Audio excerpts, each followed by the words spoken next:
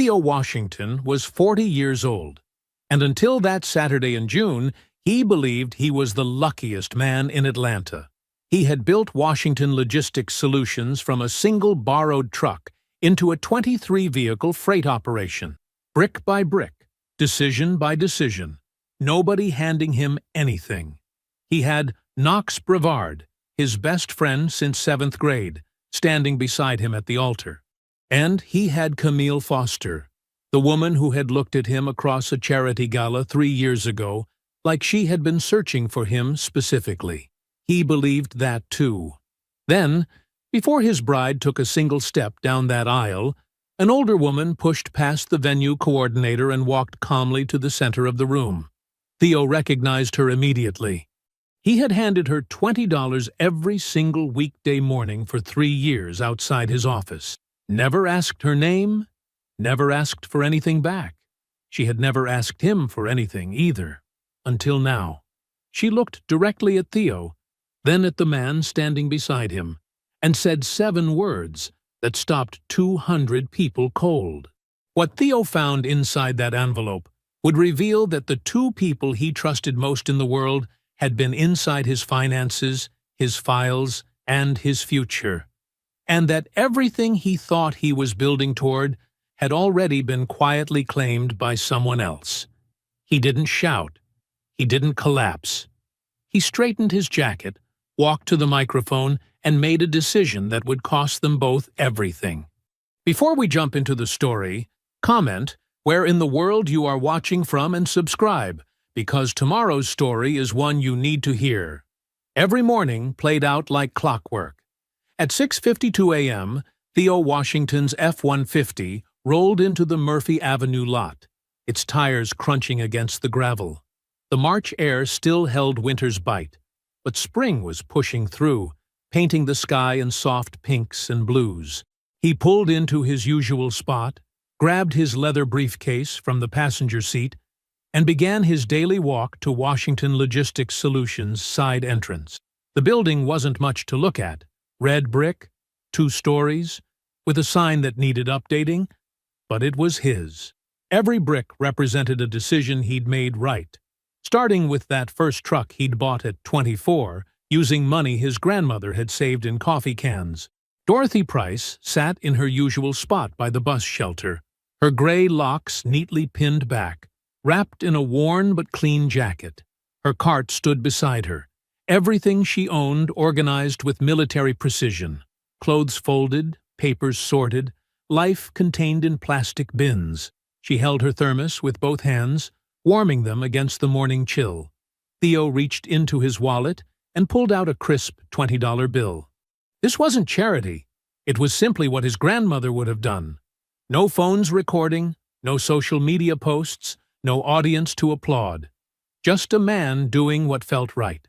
"Thank you, baby," Dot said, accepting the money with quiet dignity. "You eat breakfast yet?" Theo asked, same as always. "I'm fine," she replied, offering a small smile that didn't quite reach her eyes. Theo nodded and continued to the side entrance, punching in the security code with familiar ease.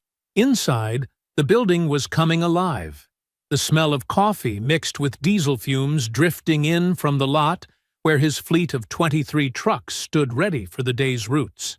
Marcus, his head dispatcher, was already at the whiteboard, mapping out deliveries in different colored markers.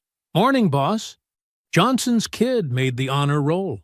"Tell him I said congratulations," Theo replied, meaning it. He knew all his driver's children, their names, their birthdays, their dreams. That's how his grandmother had taught him to do business. Treat people like family, and they'll treat your business like home.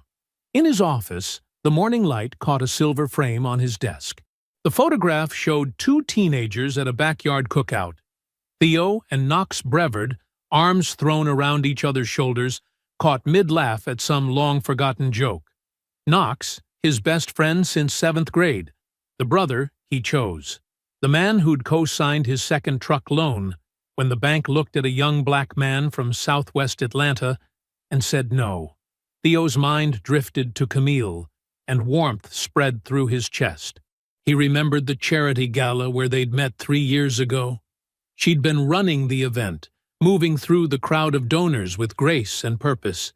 She knew everyone's name, their spouses, their children, their pet causes. Then she'd turned and seen him across the room, and her face had lit up like she'd found something she'd been searching for all night. The memory shifted to 2 weeks ago.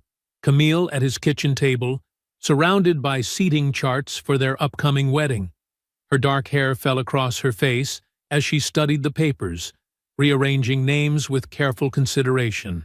Knox sprawled on the couch, watching game film on his tablet, offering occasional commentary about plays and players. Theo had moved between them, refilling coffee cups, feeling like the luckiest man in Atlanta. Everything he'd built, everything he loved, contained in one room. But there had been something. A moment so brief, he almost missed it. When he turned to walk back to the kitchen, Camille and Knox's eyes met. Just for half a second. Just a flicker. Nothing, really. Nothing at all. Now, at 1 a.m., Theo lay in bed staring at his bedroom ceiling. The city hummed outside his window, cars passing on distant streets, the occasional siren wailing. Sleep wouldn't come, though he had an early meeting tomorrow. His mind kept circling back to that look, that half-second, that nothing. Just pre-wedding nerves, he whispered to the darkness. That's all it is. The ceiling offered no response, and the night stretched on. The Ponce City venue glowed in the June afternoon light, 200 guests filling the rows in their Sunday best. Light streamed through tall windows, casting golden rectangles across the polished floor. The air smelled of roses and anticipation. Theo Washington stood at the altar in his custom navy suit, the one that had brought tears to Aunt Beverly's eyes when she first saw him in it. His hands were steady, clasped in front of him. Knox Brevard, his best man, stood beside him, shoulder to shoulder, just like they had since they were boys, trading lunches in the 7th grade cafeteria. The string quartet began to play, their violins weaving together in perfect harmony. The heavy wooden doors at the back of the room swung open, revealing the first glimpse of white. But before the bridal party could take a single step, there was movement near the entrance. The venue coordinator, clipboard in hand, reached out to stop someone, but the woman moved past her with calm determination. Theo's breath caught. He recognized her immediately. Dorothy Price. She wore clean, pressed clothes that didn't quite match the occasion. Her gray locks pinned back neatly, her spine straight as a ruler. She wasn't rushing or shouting. Each step down the aisle was measured, deliberate, like someone who had thought through this moment 1,000 times. A groomsman, Marcus's younger brother, stepped into her path halfway down the aisle. Dot stopped without resistance. She lifted her chin and spoke, her voice clear and strong enough to reach every corner of the suddenly silent room. Theo Washington, I have watched you give without asking for anything back for 3 years. You deserve the same. The air felt thick, charged with electricity. Theo couldn't move, couldn't speak. His grandmother had always said the truth arrives on its own schedule. Dot's eyes found his, held them for a moment, then shifted, just briefly, to Knox. The look held no anger, no judgment, just fact. The man standing next to you has been with your bride for over a year. I have seen them together. I have a photograph. It is in this envelope. She held up a white business envelope, the kind you'd use to mail a bill. Knox went rigid beside Theo, his shoulders tensing like he'd been struck. From the back of the room came a sound, not quite a gasp, not quite a word, from Camille. It was the kind of sound that writes itself into memory, that echoes in quiet moments years later. With the same careful precision that marked everything about her, Dot placed the envelope on the edge of the nearest pew, within easy reach. The venue staff approached, and she allowed them to guide her toward the exit. At the doorway, she paused.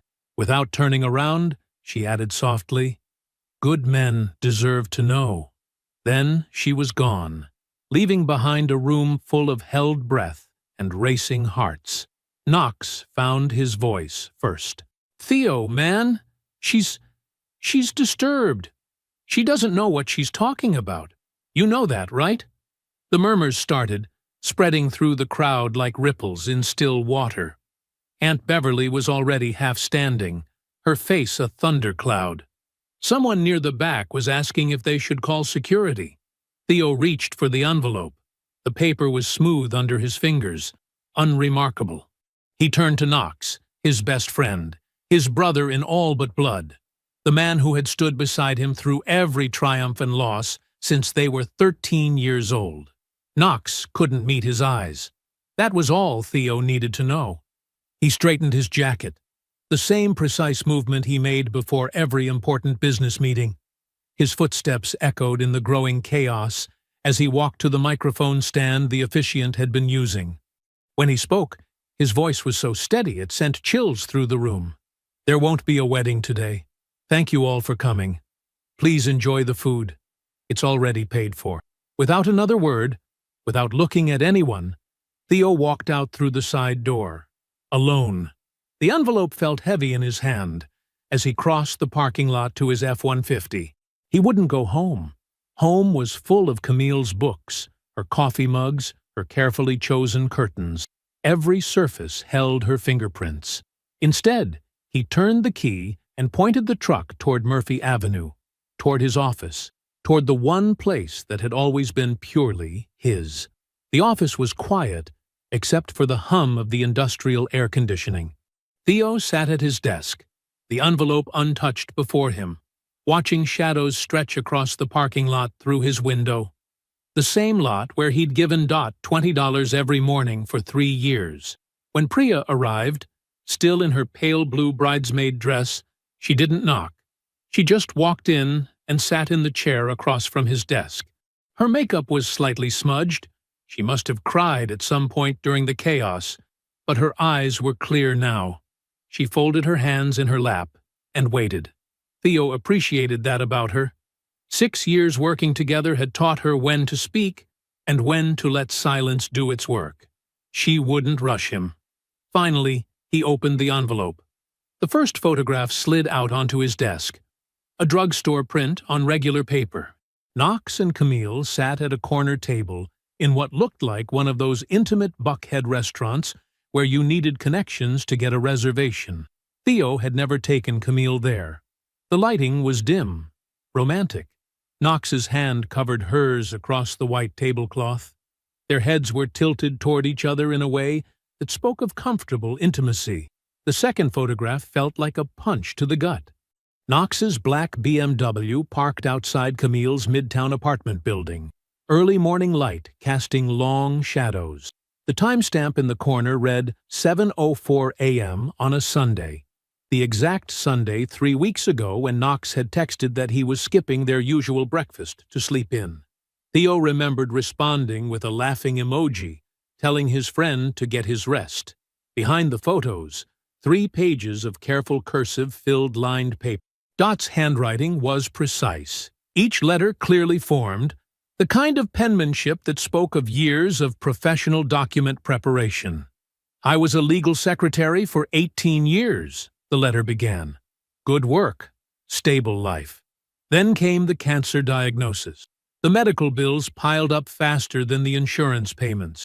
While I was sick, my landlord took advantage. Fraudulent eviction, kept my deposit, ruined my rental history. One disaster fed into another, until there was nowhere left to fall but the street." Theo read on as Dot explained how she'd watched him every morning for 3 years. "I know faces," she wrote. 18 years watching lawyers taught me to read truth from lies. You have an honest face, Theo Washington. The kind that matches your actions." She described seeing Knox and Camille the first time by accident. The restaurant's windows were visible from a bus shelter she used on cold nights. "I told myself it might be innocent," she wrote. "But then I saw them again 2 weeks later. And again after that. I bought a disposable camera with change I'd saved. I'm not proud of taking pictures of strangers, but something in my gut said this truth needed proof. Near the bottom of the third page, Dot's writing grew more urgent. 10 days ago, they were at that restaurant again. The window was cracked for air. I heard her say his name, clear as day. Then she said, "After this, we won't have to worry about money." Theo read that line 3 times, each repetition burning it deeper into his memory. His hands were perfectly steady as he laid the pages down. "What do you need?" Priya's voice was soft but firm. I need to know what she meant by that. Theo reached for his phone. Not to call Knox. Not to call Camille. He scrolled to Jerome's number, his younger brother, the quiet one who knew how to find information without drawing attention. "Jerome, I need you to pull some threads." Quietly. He kept his voice even, professional. "I'll text you the details." After hanging up, he made one more call, to the number Dot had written at the bottom of her letter. "A transitional housing facility in Mechanicsville.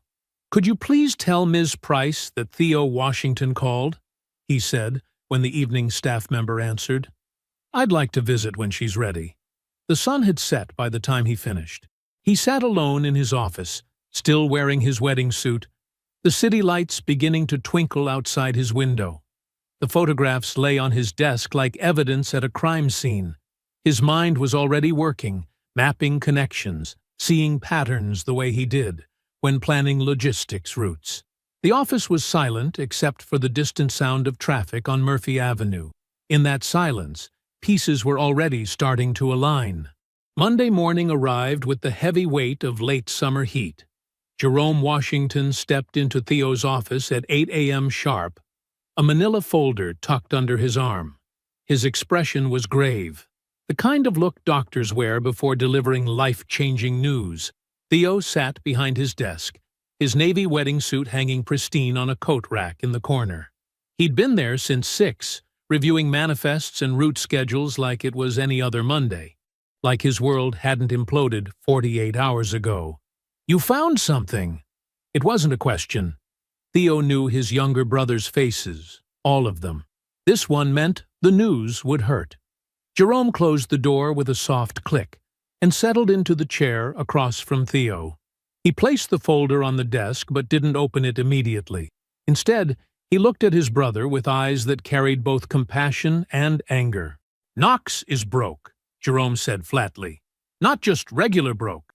He's drowning." Theo leaned back slightly, waiting. Jerome had always been methodical.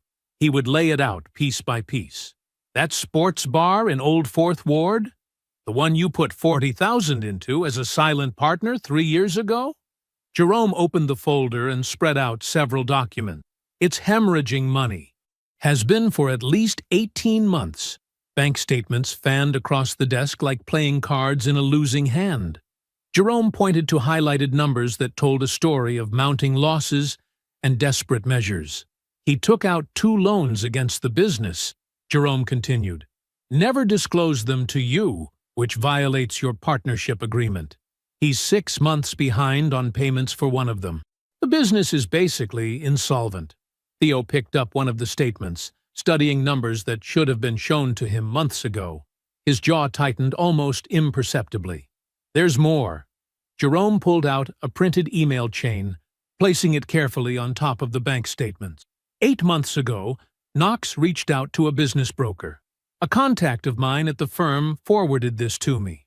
Theo read the email slowly.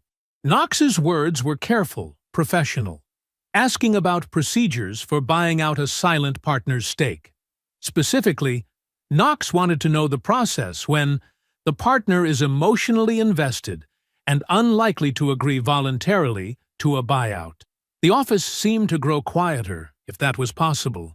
Outside, trucks were pulling in for morning dispatch, drivers calling greetings to each other, the normal rhythm of a business that Theo had built from one truck and a borrowed down payment. He was planning this, Theo said softly, before the wedding, before everything.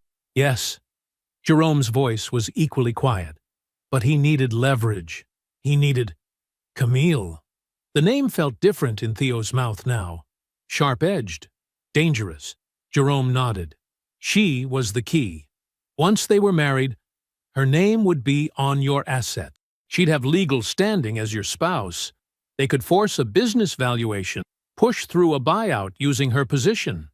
Use your own money to clear his debts. Theo stood slowly and walked to his window. 23 trucks sat in neat rows below, each one representing a careful decision, a calculated risk, a step forward. He'd built this piece by piece, truck by truck, route by route. Every vehicle below was a promise kept, to his drivers, to his customers, to himself. It wasn't just an affair, Theo said, still looking out at his fleet. It was an extraction, a 3-year con to get to my business. Yes, Jerome didn't soften the blow. He never had. Theo turned from the window. His face was composed, but something had shifted in his eyes, a coldness that hadn't been there before. "Call Marcus," he said, referring to their business attorney. "Set up a meeting, today, if possible." Jerome was already pulling out his phone. "What are you thinking?" "I'm thinking it's time to show them what happens when you try to take something from someone who built everything from nothing." That afternoon, Theo and Jerome sat in Marcus Cohen's downtown office, laying out documents in the same careful order Jerome had used that morning. The attorney examined each piece of evidence, making notes in his precise handwriting. "The undisclosed loans alone are actionable," Marcus said, tapping his pen against the bank statements. "The breach of partnership agreement is clear. And this email to the broker?" He held up the printed chain. "This demonstrates premeditation. They weren't just having an affair. They were orchestrating a hostile takeover of your interests." Theo nodded once. "Start building the response. I want options on my desk by Wednesday." Marcus looked up from his notes, studying his longtime client's face. They really didn't know who they were dealing with, did they? Tuesday morning arrived with a wave of texts from Camille, each message carefully crafted, a perfect blend of contrition and wounded dignity. "Please, let me explain. You're not seeing the whole picture. We can work through this. What we have is real." Theo watched them appear on his screen, one after another, while reviewing the morning's dispatch sheets. He didn't respond. By 10 a.m., the texts stopped abruptly. The silence lasted exactly 93 minutes before a courier appeared at the Washington Logistics Solutions front desk with a cream-colored envelope. Inside was a 4-page letter, handwritten in Camille's precise script. Every word chosen to reframe the wedding disruption as a tragic misunderstanding. A series of coincidences twisted by a disturbed woman's imagination. The paper even carried a faint trace of her perfume, a detail so calculated it made Theo's jaw tighten. He placed the letter in his desk drawer without finishing it. At noon, his phone lit up with Aunt Beverly's name. "She just called me," Aunt Beverly said without preamble, "talking about how she needs someone who knows your heart to help you see reason." "What did you tell her?" "I listened to every word. Then I told her I'd pray for her soul and hung up." There was a pause. "You doing okay, baby?" "I'm standing," Theo said. "That's enough for now." Knox's silence spoke volumes. No calls, no texts. No showing up at the office like he had after every other crisis in Theo's life. The absence confirmed everything. A man with nothing to hide doesn't disappear. At 2 p.m., Theo pulled into the parking lot of the Mechanicsville Transitional Housing Facility. He carried coffee from the Good Place on Edgewood and a box of pastries from the French bakery near his office. The building was clean but worn, paint peeling at the corners, window units humming against the Georgia heat. Dot Price met him in the common room. She wore a pressed blouse and sat with perfect posture, her gray locks neatly pinned. The dignity in her bearing made the institutional furniture seem out of place. "I brought coffee," Theo said, setting the drinks and pastry box on the table between them. "Wasn't sure how you take it, so I got cream and sugar separate." "Black is fine," she said softly. "You didn't have to bring anything." "Wanted to." He settled into the chair across from her. "You almost didn't come to the wedding." It wasn't a question, but she answered anyway. 4 times I talked myself out of it. Sat right there on that milk crate and told myself it wasn't my place. What changed your mind? Dot was quiet for a moment, stirring her coffee, though she hadn't added anything to it. I thought about who I used to be. Before the cancer. Before everything fell apart. 18 years at that law firm. My own apartment. My son proud to bring his friends over. She looked up at Theo. I thought about whether that woman could live with staying quiet. And she couldn't. Tell me about what happened, Theo said. If you want to. She did. The diagnosis came fast. The bills came faster. Insurance covered some, but not enough. The landlord saw weakness and pounced. Fabricated lease violations, manipulated paperwork, kicked her out while she was still doing chemo. By the time she got well enough to fight back, she was already on the street. The system moves quick when it's pushing you down, she said. Moves real slow when you're trying to get back up.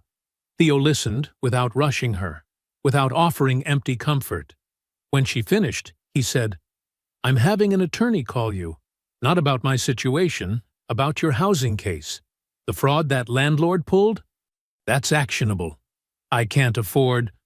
You gave me something. Theo cut in gently. Let me give something back. That's just how it works. She studied his face for a long moment, then nodded once. The nod carried the weight of someone accepting help while keeping their dignity intact. That evening, in his office, Theo called Priya to his desk. I need you to make a call, he said. To Sarah Mitchell. Priya raised an eyebrow. Sarah was part of Camille's social circle, someone who moved between their worlds. Let it slip that I'm struggling, Theo continued, that I might be open to talking. Make it sound natural. You want her confident, Priya said, understanding immediately. Confident people get careless. Priya made the call from her desk. Within 2 hours, Theo's phone buzzed with a text from Camille. I think we should talk. When you're ready, I'm here. Theo read the message once, then set his phone face down on his desk. Everything was moving exactly as he wanted. Wednesday morning arrived with a stillness that felt different from other dawns at Washington Logistics Solutions. The parking lot was empty except for 2 vehicles, Theo's F-150 and Priya's sensible Honda Civic. She had texted him at 5:30 a.m. Need to see you before everyone gets in. When Priya entered Theo's office, she carried a thick manila folder and wore the expression of someone who had not slept much. She closed the door behind her with a soft click that somehow felt final. I've been going through everything, she said, settling into the chair across from his desk. Not just the surface numbers. Every document, every access log, every communication with our vendors and partners for the last 3 years. Theo set down his coffee. What did you find? Priya opened the folder and removed a stack of papers, each one tagged with yellow post-it notes covered in her precise handwriting. 8 months ago, Camille contacted Martin and Associates directly. Our accountants? Former accountants now, Priya corrected. She identified herself as your fiancé and said she was helping with financial planning for the wedding and your shared future. She requested the last 3 years of Washington Logistics Solutions complete tax returns. Theo's face remained perfectly still. And they gave them to her? James Martin himself authorized it. He never called to verify with you. Never sent a notification. Just handed over everything because she was your fiancé and it seemed reasonable. Priya's voice carried a controlled anger. Those returns show everything, Theo. Not just the basic numbers. The full revenue streams, asset valuations, equity positions, root profitability breakdowns, everything someone would need to calculate exactly what they could extract. She laid out the tax returns one by one. 3 years of carefully built success, mapped in columns and footnotes. Then she pulled out another document, this one marked with red tags. That's not all. 6 months ago, Knox contacted Martin and Associates too. He requested a formal business valuation, not just for his stake in the bar, for your $40,000 silent partner investment as well. He got the full report. Theo picked up the valuation document. Every page felt heavy with betrayal. They were building a case. Yes, Camille would have had legal standing as your spouse to force financial disclosures and challenge asset distribution. Knox already had standing as a business partner. Together they had mapped every dollar you've built and positioned themselves to force either a buyout of the bar stake or pressure you into a broader settlement. Priya's hands tightened on the folder. They were thorough. Theo read through each document methodically, his expression unchanging. The only tell was a slight tightening around his eyes as he reached the final page of the valuation report. "How long?" he asked finally. "How long what? How long have you known something was wrong?" With her, Priya was quiet for a moment. Since month 2 of the relationship, the questions she asked about the business were too specific, too targeted. "But," she spread her hands, "it was your life, and I had no proof." Theo nodded once. "I need you to pull every document either of them could have accessed through the business. Every email, every request, every authorization, everything. Already started. I'll have it complete by Friday." "Good." Theo stood and walked to his window, looking out at the empty lot where his trucks would start arriving soon. "I need you to be at my house on Saturday." "Your house?" "Yes. I texted them both last night, invited them to talk." Priya's eyes widened slightly. "Both of them? Separately? Told each of them to come alone? Knox at 2, Camille at 3. He turned back to face her. "Both confirmed they'll be there. And you want me there as what? A witness?" "Exactly." Theo sat back down and picked up the tax returns. "We're going to have a very specific conversation about documents and access and consequences.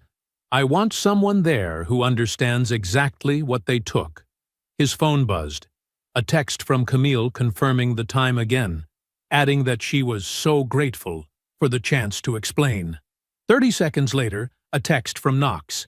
"I'll be there. We need to talk this through." Theo read both messages without responding. Saturday was coming, and he had preparation to do. Friday night settled over Atlanta like a heavy blanket. The city lights flickered through Theo's living room windows, casting soft shadows across the hardwood floors. Sleep wouldn't come. Hadn't really come properly since Saturday's revelation. He sat in his grandmother's armchair, a wide, sturdy piece the color of autumn leaves that had weathered decades of conversations and quiet moments. It was the only thing he'd kept when she passed, this chair that had witnessed so much of their family's story. Tonight, it held him as he thought about Knox, not Camille. Her betrayal was clean in its calculation, a straight line from target to execution. But Knox was different. 30 years of friendship laid out like photographs in his mind, each memory sharp enough to cut. 7th grade. 3 older boys from Westlake High had cornered Theo behind the gymnasium, demanding his new jacket, the one his grandmother had saved 3 months to buy. Knox, shorter than all of them, but refusing to show fear, stepped between Theo and those boys. "You'll have to go through me first," he'd said, voice steady despite the odds. They'd both gotten bruised that day, but they'd walked home together, the jacket still on Theo's back, laughing about how crazy it had been. The night Theo's mother died, Knox had been at a logistics conference in Savannah, 4 hours away. Theo hadn't called him, hadn't called anyone yet, still sitting with the hospital chaplain's words echoing in his head. But somehow Knox knew. He showed up at 2 a.m., still wearing his conference lanyard, and sat with Theo on the front porch until sunrise. He barely said anything, just stayed there, shoulder to shoulder, while Theo tried to understand a world without his mother in it. The early days of Washington Logistics Solutions.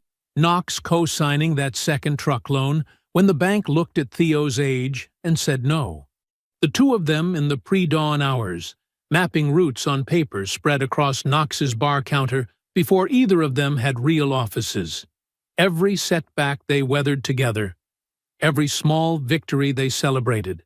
birthday cookouts at Knox's mother's house, the time they drove to Miami on a whim just because Knox said Theo needed to see the ocean at least once before he turned 25. Standing beside each other at Knox's father's funeral, neither of them speaking because there were no words big enough for that kind of loss, Theo let himself feel all of it. The weight of 3 decades of chosen brotherhood, the kind of friendship that becomes family through daily decision and constant presence. The grief was real, not just for what was lost, but for what had been real all along. Because it had been real. The love was real. The years were real. The moments of genuine connection and support were real. The betrayal didn't erase the love, and the love didn't forgive the betrayal. Both things were true at once, and that was perhaps the hardest part to carry. He didn't cry. He sat in his grandmother's chair and let each memory surface and settle, understanding that this, too, was part of who he was, this capacity to feel deeply without being destroyed by the feeling. At midnight, he went to his desk and took out a single sheet of paper, not to plan tomorrow's confrontation, but to write down what he knew to be true about himself. I built something from nothing. I was loyal without requirement. I was generous without needing recognition. I was not naive. I was trusting. And those are not the same thing. I am still all of these things. He folded the list carefully and walked to his closet, where tomorrow's suit hung pressed and ready. The same navy suit he'd worn to the wedding. He slipped the paper into the breast pocket, not as a reminder of pain, but as proof that the day hadn't broken him. He was still himself, still standing. He laid out a fresh white shirt and his grandmother's favorite tie. Deep burgundy with a subtle pattern, she'd said, reminded her of autumn leaves.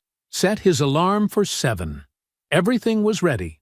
Sliding into bed, Theo thought about how he'd given $20 every morning to a woman he didn't know, simply because it was right. That was still true. Everything else could be fixed. That was still true. Saturday afternoon sunlight streamed through Theo's living room windows, casting long shadows across the hardwood floors. The house felt different today. Not just his home, but an arena carefully set for what needed to happen. Aunt Beverly sat in the corner, settled in his grandmother's autumn-colored armchair like a quiet sentinel. Priya stood near the hallway, her posture professional but protective. Through the back glass door, Jerome's silhouette was visible on the patio, a steady presence just outside. Theo adjusted the cuff of his navy suit, the same one from the wedding, worn now like armor. He'd positioned himself near the coffee table, documents arranged in precise order beneath his hands. The grandfather clock in the foyer struck 2. Knox's knock came exactly on time. When Theo opened the door, his former best friend stood there looking smaller somehow, like a man who'd spent days rehearsing speeches and still wasn't sure which version to use. His shirt was wrinkled at the collar, his eyes carrying the shadow of sleepless nights. Knox stepped into the living room, taking in the presence of others but focusing on Theo. "Bro, I need you to hear me out. I'm going to talk first." Theo's voice was calm, measured, the kind of steady that comes from absolute certainty. He began laying documents on the coffee table with the precision of a prosecutor building a case. First, the photographs from Dot's envelope, Knox and Camille at the Buckhead restaurant, Knox's car outside her apartment that Sunday morning. Next, the loan records showing the bar's insolvency, the business valuation Knox had secretly commissioned, the accountant's disclosure about releasing tax returns, each paper placed with deliberate care, building a monument to betrayal. "Theo, let me explain," Knox tried. "I'm not done." The email to the business broker came last, Knox's own words about forcing out an emotionally invested silent partner laid bare on the table. Theo had arranged everything in chronological order, showing not just individual actions, but the deliberate progression of choices that had led them here. You don't understand how it— Knox attempted again. I'm not done. When the final document was placed, Theo looked at Knox directly for the first time since he'd entered. The room held its breath. Even the afternoon light seemed to pause. I have one question, Theo said, his voice still perfectly controlled. Was any of it real? Or were you just waiting for the right moment this whole time? The question hit Knox like a physical blow. He seemed to collapse inward, not with anger, but with the total surrender of a man who has been completely found out. His shoulders dropped, his carefully rehearsed speeches crumbling. It started real, Knox said, his voice rough. Camille, she came to me first. I should have told you. But it got complicated. And then the money problems started and— Stop. Theo picked up another document from his desk. Your stake in the bar is being transferred back to me as repayment of the original $40,000 loan, which you apparently forgot was a loan and not a gift. The valuation your own appraiser conducted supports the number. You can sign the transfer now, or you can explain to a judge why you shouldn't. Knox stared at the transfer document, all color drained from his face. For a moment, he looked like he might speak again, but whatever words he'd prepared died in his throat. You can go now, Theo said. Knox stood slowly. He walked to the door without argument, without defense. The quiet click of the door closing behind him somehow carried more finality than any slam could have. 20 minutes ticked by on the grandfather clock. When Camille arrived, she stepped into the room like someone entering a chess match. Her eyes took in everything, the witnesses, the documents, the entire layout. And Theo watched her recalibrate in real time. It was all the confirmation he needed about who she truly was. I know about the tax returns, Theo said, before she could speak. I know about the valuation. I know about the accountant. And I know what you meant when you told Knox that after the wedding, you wouldn't have to worry about money. Camille went perfectly still, her practiced poise freezing in place. I'm not angry the way you expect, Theo continued. I'm angry because you wasted 3 years of my life that I will never get back. I'm angry because you looked at something I built and saw something to take. And I'm angry because you used my best friend to do it, which means you understood exactly how to hurt me, and chose that specific weapon on purpose. He slid a formal document across the table. His attorney's demand regarding unauthorized access to proprietary business documents, with the Georgia Attorney General's Consumer Protection Division clearly noted at the top. The hospital board has also received a letter, he added, noting that a senior administrator used her position and title to obtain confidential business records under false pretenses. Camille stared at the document, her fingers twitching slightly at the edges. You're really going to do this? I already did it. She stood and left without another word, her heels clicking a sharp retreat on the hardwood. From the corner, Aunt Beverly's voice carried the weight of generations. Baby, your grandmother would be proud of you. Theo sat down for the first time in hours, releasing a breath that felt like it had been held for 3 years. The following weeks unfolded like dominoes falling in precise order. Knox's attorney, a man who had handled his bar's licensing paperwork for years, reviewed the loan documentation with increasingly grim expressions. After 3 days of searching for loopholes, he delivered the verdict Knox had feared. There was no viable defense against the transfer demand. The original loan agreement is clear, the attorney explained, tapping the yellowed document.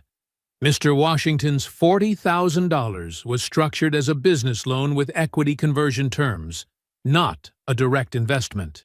Your signature is on every page. Knox signed the transfer paperwork in Theo's attorney's office on a Tuesday morning, 13 days after the confrontation. He kept his eyes down, his pen scratching against paper with a finality that echoed. Theo wasn't present. He didn't need to be. The old Fourth Ward sports bar, Knox's pride for 5 years, limped along through summer and into early fall. Without the marriage scheme's promised windfall to clear his debts, the numbers simply didn't work.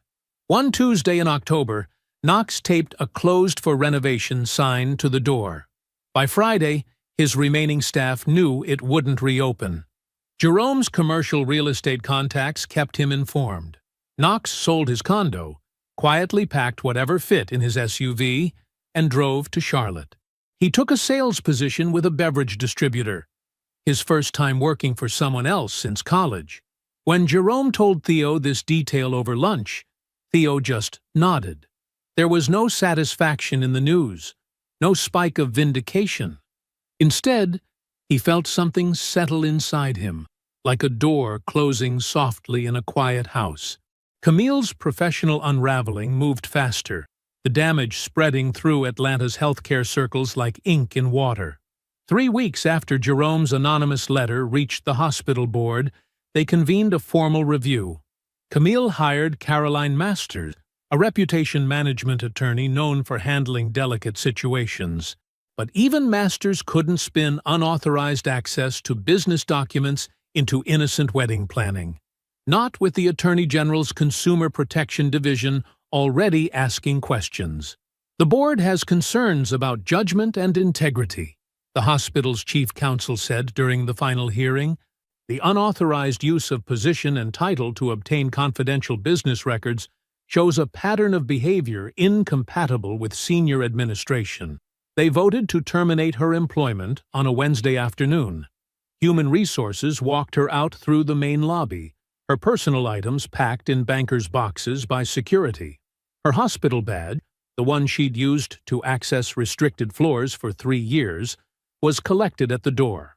Former colleagues watched through office windows, phones already buzzing with messages. Atlanta's healthcare administration community was tight-knit. Word traveled fast. Details emerged in pieces. The wedding that wasn't, the financial documents, the board's findings. Each new element added weight to her name. After 2 months of unsuccessful local interviews, she accepted a position in Birmingham. Assistant administrator, 3 steps down from her previous title, at 60% of her former salary.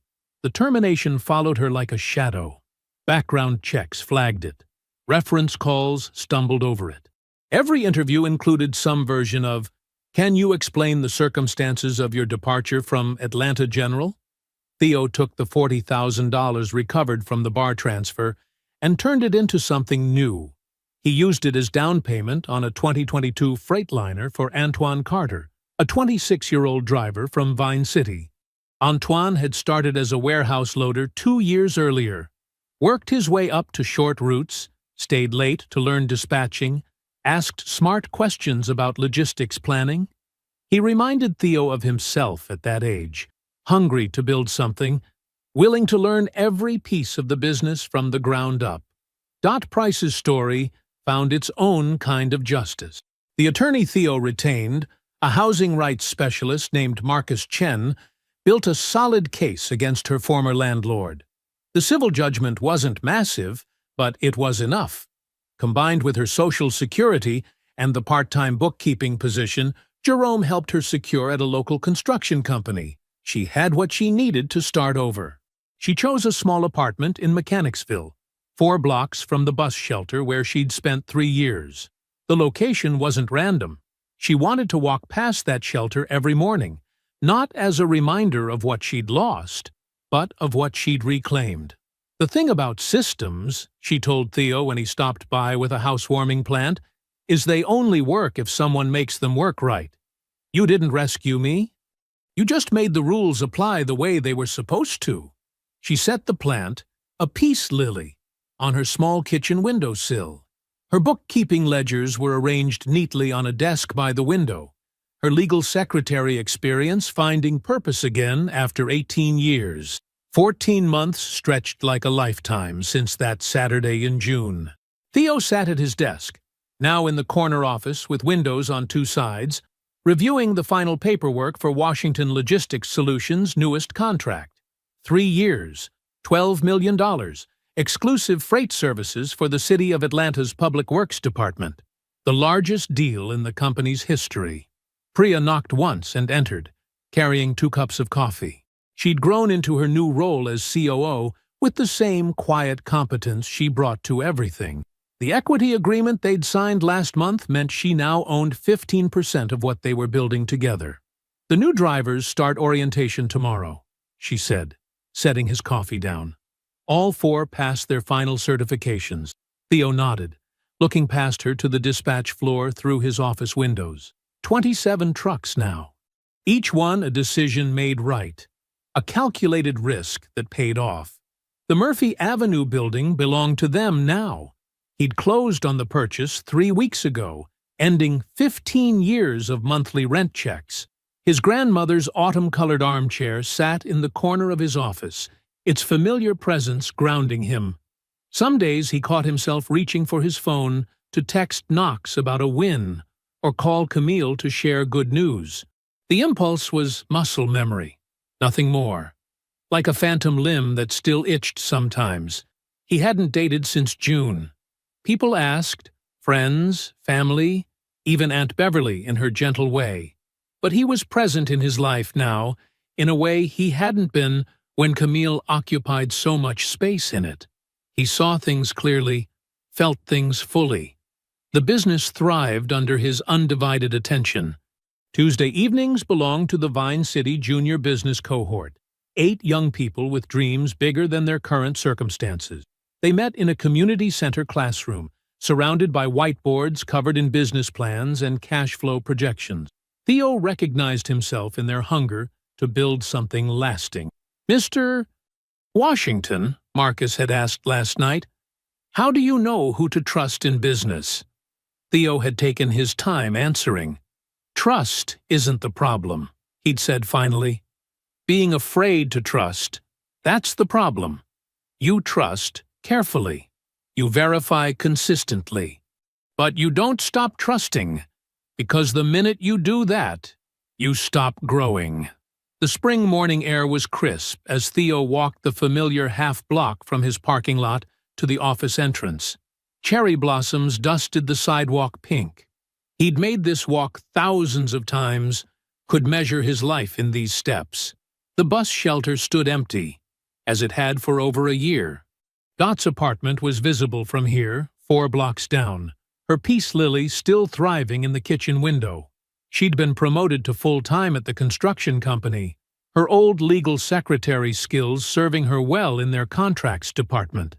Theo stopped at the shelter, same as always. The $20 bill felt familiar between his fingers as he pulled it from his jacket pocket. For a moment he held it, remembering mornings of small kindnesses that added up to something larger than their parts.